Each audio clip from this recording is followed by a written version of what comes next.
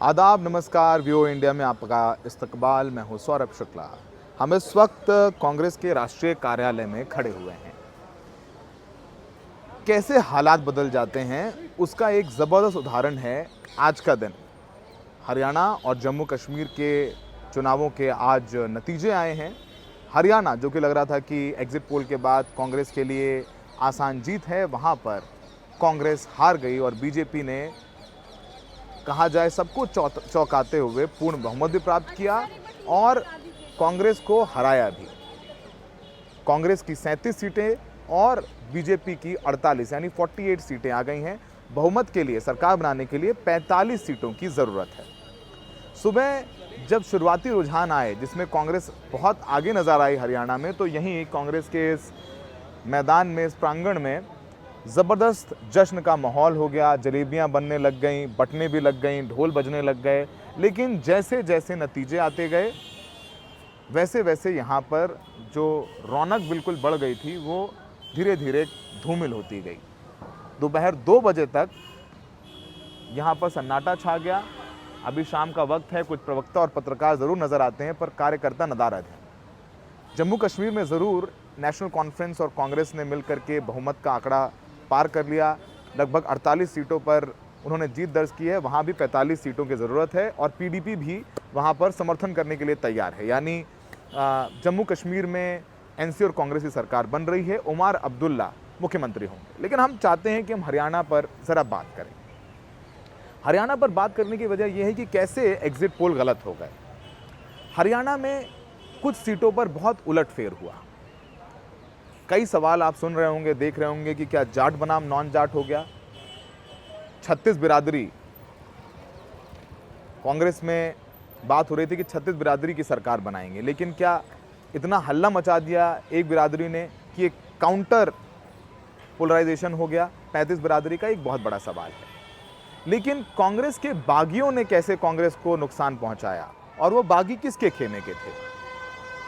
जरा कुछ सीटों पर हम चाहेंगे कि हम आपसे चर्चा करें जहां कांग्रेस हारी है। जैसे अंबाला कैंट की सीट, वहां से हरियाणा के पूर्व गृह मंत्री अनिल विज चुनाव जीते हैं और वहां पर कांग्रेस की हारने की वजह है कांग्रेस से बागी हुई चित्रा सरवरा, जो इंडिपेंडेंट चुनाव लड़ी और नंबर 2 पे रही और वहां कांग्रेस का कैंडिडेट हार गया।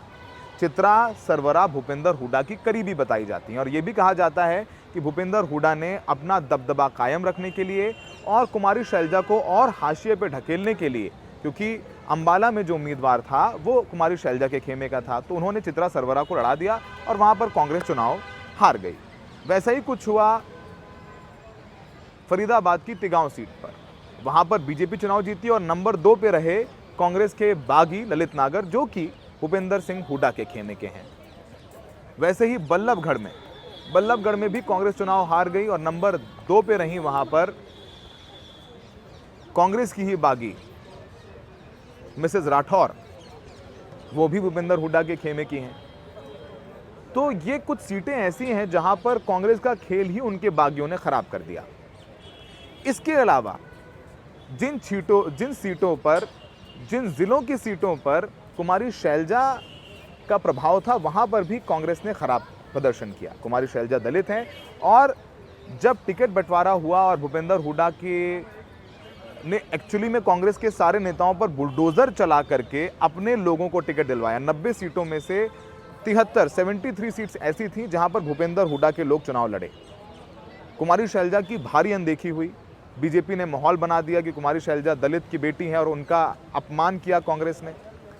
हमारे वॉइस ऑफ अमेरिका के ही इंटरव्यू में कुमारी शैलजा ने कहा कि उनका दिल बड़ा है और दुखता है, जिसे बीजेपी ने बहुत वायरल किया। बीजेपी ने नैरेटिव बनाया है कि दलितों का अपमान हुआ, जिसका नतीजा क्या हुआ कि जो दलित लोकसभा चुनाव में संविधान बचाओ,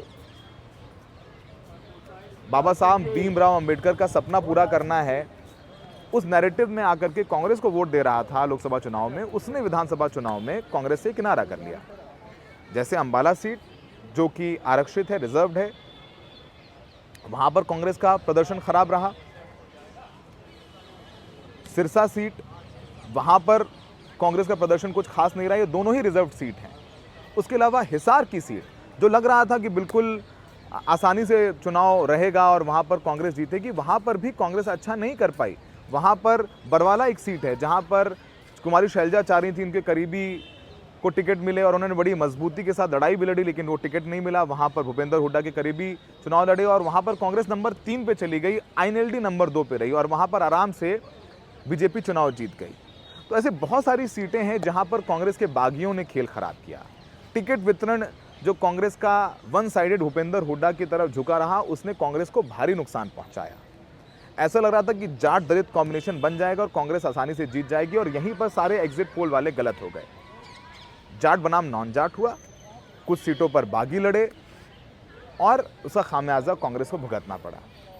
कांग्रेस की तरफ से जयराम रमेश ने प्रेस कॉन्फ्रेंस करके कहा कि ये तंत्र की जीत है। उन्होंने ईवीएम मैनिपुलेशन की भी बात कही है, लेकिन हम पत्रकार जो ज़मीन पर जाकर के पत्रकारिता कर रहे थे, रिपोर्टिंग कर रहे थे, उन्हें पता है कि कैसे भूपेंद्र सिंह हुड्डा ने अपनी इतनी चलाई कि कांग्रेस कहीं पीछे छूट गई। राहुल गांधी ने भी प्रचार किया, इसको अच्छी तरह देखिए, संविधान लेकर के कहा छत्तीस बिरादरी की सरकार बनानी है, लेकिन तब तक देर हो चुकी थी। उन्होंने भूपेंद्र हुड्डा और कुमारी शैलजा का हाथ तो मिलाया, लेकिन उनके दिल नहीं मिले। जमीन पर उनके करीबी एक दूसरे को हराने के लिए बहुत मेहनत करते रहे और अंत में क्या हुआ, नुकसान कांग्रेस का हुआ। जैसे उचाना कला की सीट है, वहाँ से बीजेपी से आए पूर्व सांसद ब्रिजेंद्र सिंह जो कि सर छोटू राम के ग्रैंडसन हैं, वो मात्र 32 वोटों से चुनाव हार गए, जो कि हुड्डा खेमे के नहीं माने जाते हैं। तो सब खींचतान रही और एक बहुत क्लासिक उदाहरण है हरियाणा की कैसे कांग्रेस अपने ही बुने जाल में फंस गई। और मैं कहूँगा कांग्रेस ज़्यादा, भूपेंद्र हुड्डा अपने बुने जाल में फंस गए और कांग्रेस की बुरी हार हुई। लेकिन चलिए, कुछ ना कुछ ज़रूर है कांग्रेस के पास सेलिब्रेट करने के लिए। जम्मू कश्मीर में उनकी सरकार बन रही है गठबंधन में, लेकिन वहाँ भी जम्मू में जहाँ वो ज़्यादा सीटें लड़ी, वहाँ भी बीजेपी ने उनको कहीं पीछे छोड़ दिया। तो मुझे लगता है कि आला कमान को, कांग्रेस के सेंट्रल लीडरशिप को कुछ बड़े फैसले लेने होंगे, खासकर हरियाणा के विषय में। हमें देखने के लिए बहुत बहुत शुक्रिया।